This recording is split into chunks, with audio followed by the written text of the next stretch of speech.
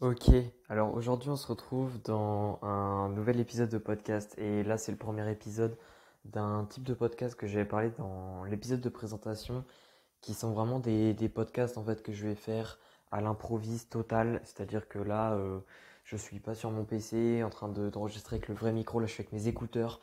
C'est vraiment un type de podcast en fait où je partage mes pensées sur peut-être un truc où ça me fait tilt comme ça dans la tête et je me dis il faut que j'en parle. Du coup voilà, et aujourd'hui j'ai eu un tilt à propos de quelque chose en fait que je sais mais que j'ai jamais parlé, que j'ai jamais parlé et pourtant je trouve ça très intéressant. En fait c'est le fait que se préparer à manger ça va nous permettre forcément d'avoir une meilleure digestion. Et en fait, ce qui explique ce phénomène, c'est quelque chose que je n'ai pas non plus parlé sur Instagram.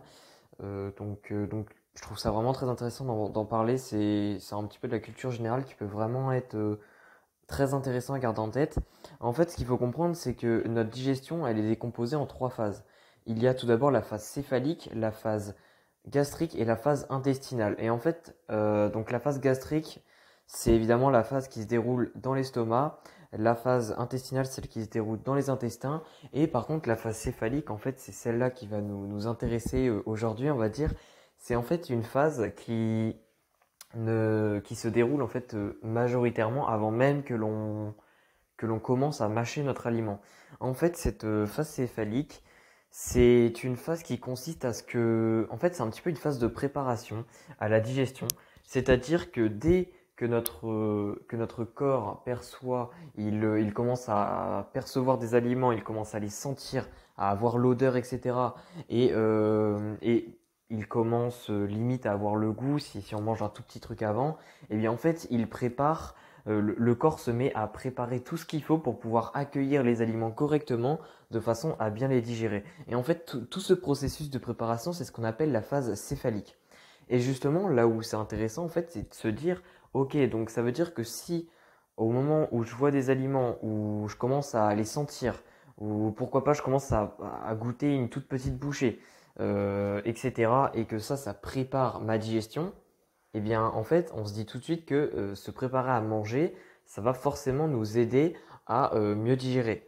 Parce qu'en effet, si par exemple on compare quelqu'un qui mange directement une boîte à préchauffer au micro-ondes à quelqu'un qui prend le temps de mettre les aliments dans la poêle, de couper les pommes de terre ou je ne sais quoi avant de les mettre à cuire, etc. En fait, on se rend tout de suite compte que la deuxième personne, celle qui prépare elle-même, sera beaucoup plus en contact avec l'odeur des aliments durant la préparation, pendant qu'elle les prépare, pendant qu'elle les coupe, etc.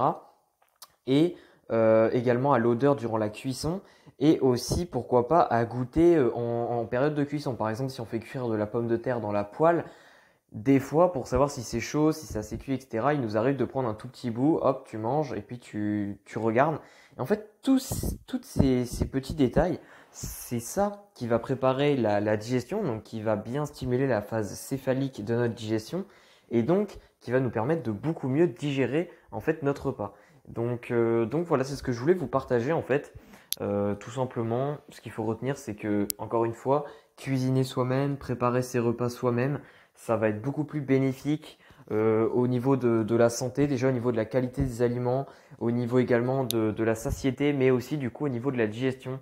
Et ça, je trouvais ça vraiment intéressant d'en parler parce que je ne pense pas, je pense que la plupart des gens ne savaient pas ça. Donc c'est vraiment un plaisir de le partager et ça m'a fait tilt aujourd'hui. Donc c'est pour ça que j'ai décidé d'en profiter pour faire le premier épisode, on va dire version improviste. Donc voilà, c'est fini pour cet épisode. N'hésitez pas à m'envoyer, déjà à noter le podcast. Ça me fait plaisir à noter 5 étoiles pour me soutenir, à me poser des questions sur mon Instagram si besoin. Et puis ne pas hésiter si tu veux aller plus loin pour améliorer ta digestion et pourquoi pas pour améliorer ta digestion de façon à perdre du poids plus facilement, à cliquer sur le premier lien dans la description de l'épisode du podcast. C'est 3 contenus audio vraiment focus sur la digestion qui vont te permettre justement de faire de gros progrès et de pouvoir, pourquoi pas, perdre du poids si ce sont tes objectifs. Allez, on se dit à la prochaine.